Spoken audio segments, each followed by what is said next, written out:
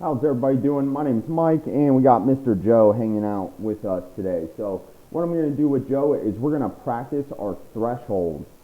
This means anytime we come up to a doorway or the dog's crate, the dog's place bed, or getting in and out of a car, we consider it a threshold, and we want the dog to start relaxing before we go, say, out the front door. It's a very excited place when the dog goes outside, because you're going from a controlled environment, your home, to an uncontrolled environment where there's all these other factors that you can't control. The dog knows that. The dog can smell everything, and becomes you're going to have a much more wild dog outside than you have inside. So it's important to also slow the dog's momentum down. A lot of times when people are going out the front door, it's like, let's go, and the dog's just running out the front door, or they're opening the front door and the dog's just bolting out in front of them every time, which is putting the dog in a dominant position, allowing the dog to go through the front door before you put them in a dominant position.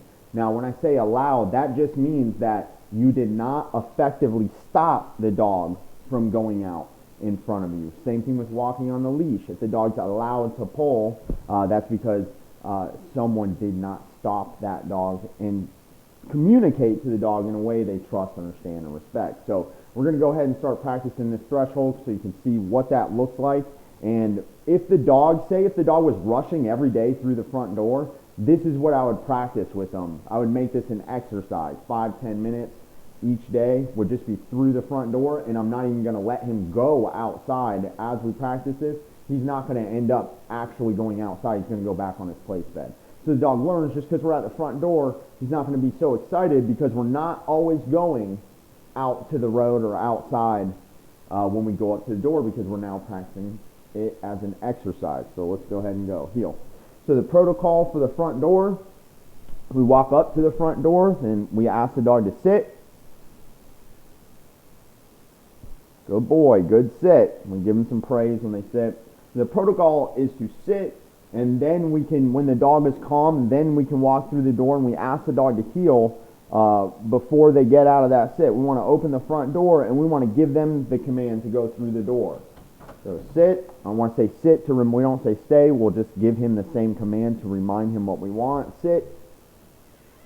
Sit. Heel. And then we ask him to heel. He is not allowed to make the decision on his own. That is very important. Heel. Sit.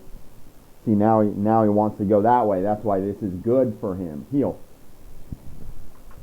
See how I'm the first one in the doorway? Hey, he's very excited because he thinks he's actually going out. So this is very good for him. Sit. And actually I should have this shut if I want him to be more compliant. Sit. If he doesn't, no. Sit. Doesn't matter that he started doing it when I was going to correct him. That's like robbing a bank and trying to give the money back when the cops are outside when you get out of the bank. It's not how it works. You're still getting in trouble. So it's the same thing for dogs. They're going to get corrected if they're not sitting when we ask them to sit. Sit. Heel. So if he does that same dance here, sit. Good boy. See, he learned from the correction. Good sit. Heel. Normally without the camera, I would shut this door and then we would open it up again. Heel. And you see how excited he is? And it's okay for him to be excited. We just want him sit. As long as he maintains that heel position, it's okay for him to dance around like that. But we will correct him if too much nonsense happens. Heel. See this? I give him a correction because he's not paying attention. He's looking that way. Sit. And so what normally happens, when you have this shut, just like this, you should be able to hear me. So I have the mic, so the door shut, the dog's going to sit. Heel. And then it's important to be the first one through there. Very important. Sit. Nope. Sit. Sit. Heel. That was my bad. I told him to sit when I wanted him to heel. Sit. So the dog's not sitting. Nope. Sit.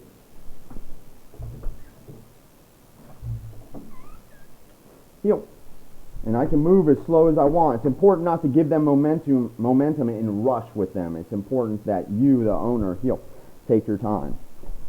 Good. Hey, so I give him a correction for trying to get in front of me. Sit. Heel. And so we do this as long as we need to for the dog to be calm. Heel. Sit. Good boy. Heel. And see, he's a lot calmer. Still a little excited. Sit. This is why we would do this more than once. We would do this every day for a few days until we see the dog calm down. Heel.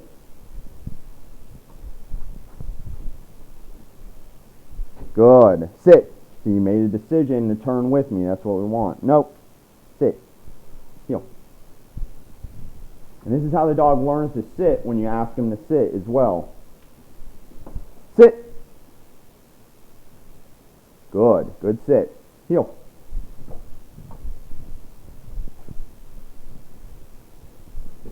Sit. No. Sit. Heel. Sit. Good boy. Good sit. Heel. See, he pays too much attention that way. I'm going to give him a correction. Heel. Sit. Good. Good sit. Heel.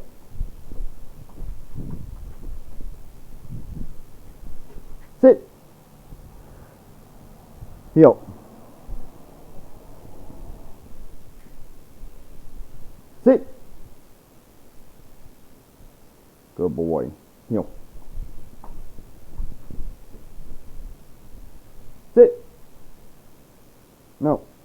Sit. You see how he's like sniffing like that? That's why it's harder for him to sit, is because we're outside and smelling everything that's going on out here, and it makes him much more distracting. It's much harder for the dog to want to sit or heel or do the things we're asking when there's so many distractions. That's why we first teach them these things inside, and then we start working with things like the front door. Heel.